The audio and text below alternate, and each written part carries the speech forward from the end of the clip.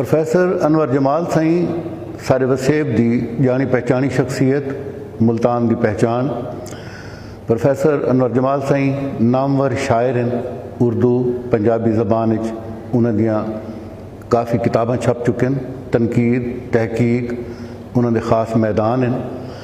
मेरे समेत उन्होंने बहुत सारे हज़ारां की तादाद शागिर्द मुल्तान और मुल्तान के कुरब जवार मौजूद हैं और उन्होंने फैज़ है जिन्हों की वजह तो असां अज इत्थे तक पहुँचे हैं। प्रोफैसर अनवर जमाल साईं की शख्सियत के बहुत सारे पहलू हैं, बहुत सारे गोशे हैं। जिवें मैं इब्तदा अर्ज किए, उन्होंने एक खास जड़ा शोभा आखो या संजान आखो, साईं होरी बहुत अच्छे मुसविर भी हैं ते उन्होंने बहुत सारिया नायाब यादगार तस्वीर बनाए।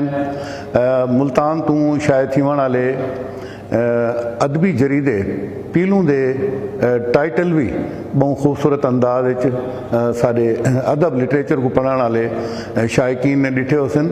ये शुमारा जड़ा प्रोफैसर डॉक्टर अनवार अहमद साईं की इदारत शायद थींदे ते प्रोफैसर अनवर जमाल साईं ने अज कमाल मुहब्बत की है कि साढ़े Saraiki area study centre Bahauddin Zakariya university Multan दे इन सकाफती सेंटर तशरीफ गए हैं और उन्होंने कमाल मुहब्बत है कि उन्होंने सरायकी एरिया स्टडी सेंटर दे इन सकाफती अजायब घर किते एक साकू नायाब अपनी मुसविरी का नमूना भी पेश किए जोड़ा कि असा इतना आवेज़ा करे सूँ।